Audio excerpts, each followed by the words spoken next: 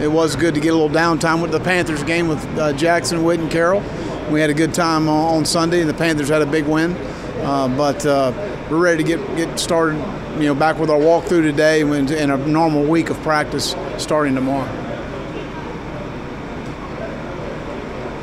Do you get a sense from your players how they're handling the time off as well? I know for you, maybe a little bit easier, but can you get a sense from the players how? Well, knowing we just got down here, I haven't spent a lot of time with them, but I thought we really handled the week in Columbia really well. We got 7 practices in there, and I was very pleased with the progress we made.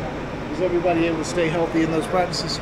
Right now, yeah. I think we ought to be good to go. I'll probably know more tomorrow exactly on that. Rico's a little slowed, but I think he's going to be okay. A.J. Turner's fine. Sherrod Green was fine. Shy was fine. Who else? That was it from the last ball game. Rico was the only one that I thought might be a little questionable. Has Jalen Dickerson been practicing, and how is he? No, he's not. He's not been cleared to practice, but he's doing extremely well. He's here at the bowl game, and they feel really good about his progress and feel like he should be cleared before spring. Will Brian McClendon call the game from the box or stay on the field? He'll be in the box. Will that be different for him? Or how will that change for him? Well, it's the first time he's called a game, so yeah, it's obviously be different. But it's not a whole lot of difference being in the box on the sideline. Obviously, in the box is a lot calmer environment.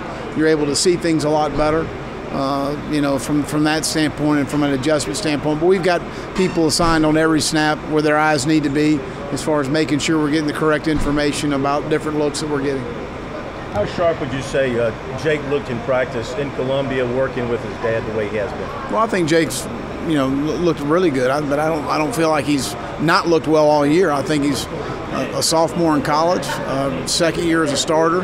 I think he did some really good things this year. How does the week of practice unfold for you? Do you begin game planning specifically very early on, or do you work towards that goal? Well, we got really one extra day of practice for a normal game week, which we'll utilize tomorrow. A lot of good work.